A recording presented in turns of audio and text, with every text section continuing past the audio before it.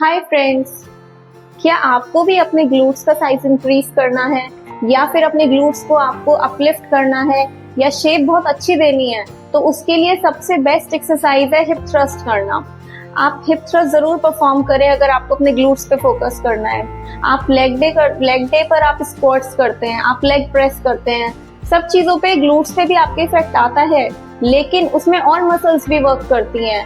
Hip thrust अगर आप करते हैं तो उस पे स्पेशली आपके ग्लूट्स पर ही वर्क होगा पूरी तरीके से, और सेकेंडरी आपके हैमस्ट्रिंग्स पर होगा और थोड़ा आपके कोर पे वर्क होगा, लेकिन सबसे ज्यादा आपका जो इफेक्ट आएगा वो आपके ग्लूट्स पर आएगा। तो हिप थ्रस्ट आपको जरूर करना चाहिए। और मैंने जिम्स में देखा है 10% लोग ही हिप थ्रस्ट करते हैं। मेल फीमेल में कोई भी हिप थ्रस्ट नहीं करता। लेग डे पे और एक्सरसाइज सारी कर लेते हैं, लेकिन हिप थ्रस्ट तो मैंने देखा है लोग नहीं करते हैं। आप जरूर परफॉर्म करें हिप थ्रस्ट। एक वीक आप स्क्वाट करें, और जैसे आप सैटरडे को स्क्वाट करें, आप वेडनेसडे में फिर जब आप लोअर बॉडी वर्कआउट करें तो आप हिप थ्रस्ट करें, फिर सैटरडे को आप स्क्वाट करें और फिर आप वेडनेसडे में हिप थ्रस्ट करें। तो ऐसे आपकी एक वीक में दोनों एक्सरसाइज परफॉर्म हो जाएंगी, लेकिन आप इसे अपने वर्कआउट में जरूर इंक्लूड करिए। तो चलिए देखते हैं इसको हमें करना कैसे है। हिप थ्रस्ट करने के लिए सबसे पहले मैं बिगनर्स के लिए बताती हूँ। अगर आपने कभी परफॉर्म ही नहीं करा हिप थ्रस्ट और आपको सबसे पहली बार करना है, तो आप इस टाइप की एक बेंच लीजिए अपने जिम में, ठीक है। और ये अपर बॉडी जो है हमारी, इससे हम सपोर्ट लेंगे, लोअर बॉडी हमें फ्री रखनी है इसमें।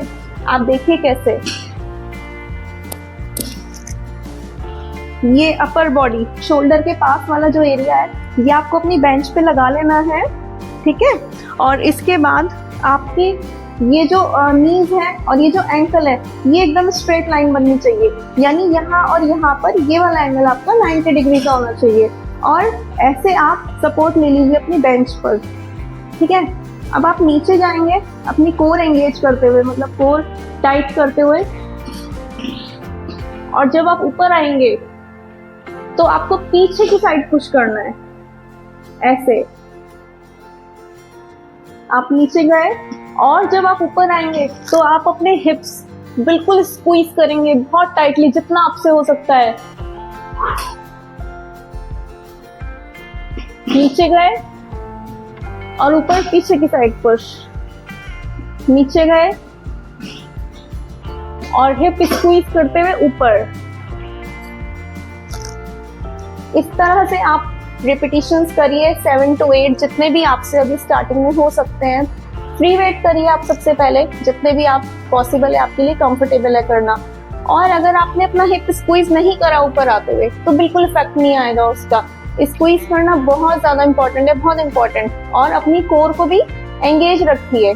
कोर एंगेजमेंट तो हर एक्सरसाइज में चलता है, वैसे भी आप कोई भी एक्सरसाइज करिए कोर तो एंगेज रखनी ही पड़ती है आपको, ठीक है। जब आप फ्री वेट में कंफर्टेबल हो जाएं, 7 to 8 रिपीटिशंस एक बार में कर पाएं, 2 से 3 सेट कर पाएं इजीली, फिर आप वेटेड हिप थ्रस्ट कर सकते हैं। उसमें आप सबसे पहले डंबल लीजिए, आप 5 kg या 7.5 या 10, जो भी आपको लगता है सही, आप वो लीजिए डंबल, यहाँ पर रखिए, या पहले आप पोजीशन में आ जाइए।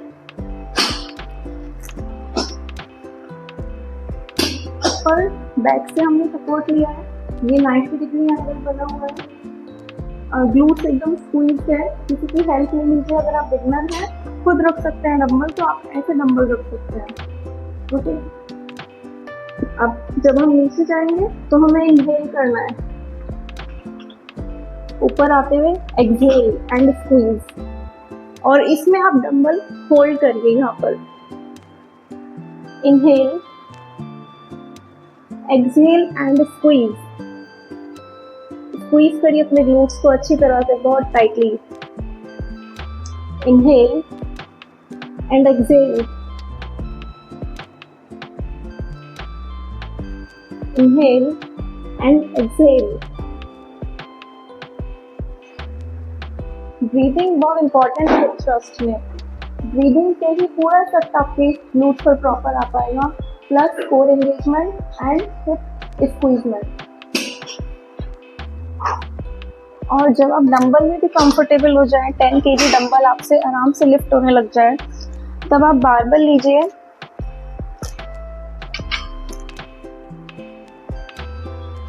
और बारबल रखने के लिए या तो यहाँ पर मैट लगाइए फोल्ड करके, या मैंने ये वाली फोम ली है जिससे हम स्क्वाट करते हुए अपनी नेक पर रखते हैं, मुझे ज़्यादा कंफर्टेबल लगती है। बारबल को इसमें लगाकर आप देखिए मैं कैसे लिफ्ट कर पा रही हूँ। और दोनों हाथों से बारबल को पकड़ेंगे हम। अपर बॉडी मैंने सपोर्ट लिया है, नेक सपोर्ट नहीं लिया बिल्कुल भी। और अब हम फिर से करना स्टार्ट करते हैं। नीचे जाते हुए इनहेल, ऊपर आते हुए exhale and squeeze your glutes. Inhale, exhale, inhale, exhale. आपको अपने ग्लूट्स पर प्रॉपर शिवरिंग फील होगी अगर आप प्रॉपर करेंगे इसको, कोर एंगेजमेंट के साथ करेंगे और स्क्वीज करने के साथ करेंगे। Inhale, exhale. और आराम से आप ऐसे नीचे बैठिए और बारबल को उठाकर साइड रख दीजिए। और अब आपको जब खाली बारबल से भी कंफर्टेबल हो जाए तो आप बारबल पे वेट लगाइए। अब इसको अपने पास लेकर आना बहुत इजी भी हो जाता है। फोम रखा है ऐसे यहाँ पर, या मैट रखिए फोल्ड करके, इसको ऐसे मूव करके ले आइए, इसमें फिक्स करना है।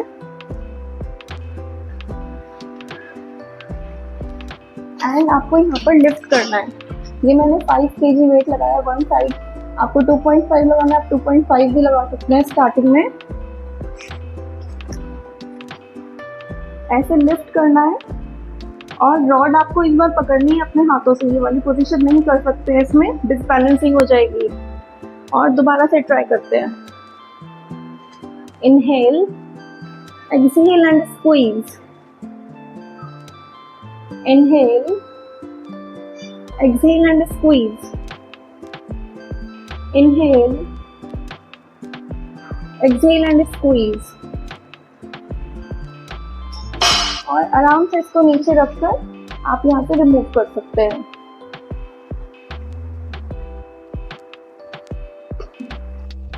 और अपनी बारबल में आप दोनों साइड लॉक लगाना तो बिल्कुल ना भूलें जब आप वेट लगाएं, क्योंकि जब आप इसको लिफ्ट करेंगे ना ऊपर, तब इसमें डिसबैलेंस होने का बहुत ज़्यादा चांसेस हो जाएगा। पता लगा एक साइड का वेट निकल गया, बहुत डिसबैलेंसिंग हो जाएगी। इन शॉर्ट आप इसमें ज़रूर साइड में लॉक लगाएं जैसे मैंने लगाए हुए हैं। तो इस तरह से आप बिगनर से प्रो हो सकते हैं हिप थ्रस्ट में। सबसे पहले आप फ्री वेट करिए, कोई वेट अपने ऊपर नहीं रखेंगे। फिर जब आप उसमें कंफर्टेबल हो जाए तब आप डंबल वेट से करिए, और जब आप डंबल से भी कंफर्टेबल हो जाए तब आप फ्री बारबल रखिए जिसमें कोई वेट ना लगा हो। और जब आप बारबल से भी आराम से 7 to 8 रिपीटिशंस कर पाए तब आप अपनी बारबल में वेट लगाइए। 2.5 kg से स्टार्ट कीजिए, फिर 5 kg, फिर 10 kg, ऐसे ग्रेजुअली आप वेट इंक्रीज करते जाइए। बस आपको फॉर्म जरूर ध्यान रखनी है, इनहेल एंड एक्सहेल ध्यान रखना है, और आपको अपनी ग्लूट्स को स्क्वीज करना तो बिल्कुल नहीं भूलना है, क्योंकि अगर आप स्क्वीज नहीं करेंगे तो आपके ग्लूट्स पे बहुत अच्छा इफेक्ट नहीं आएगा। और अपनी कोर को भी एंगेज रखना है।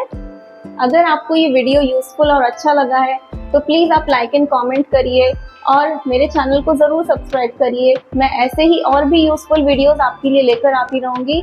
Thank you for watching. Bye bye.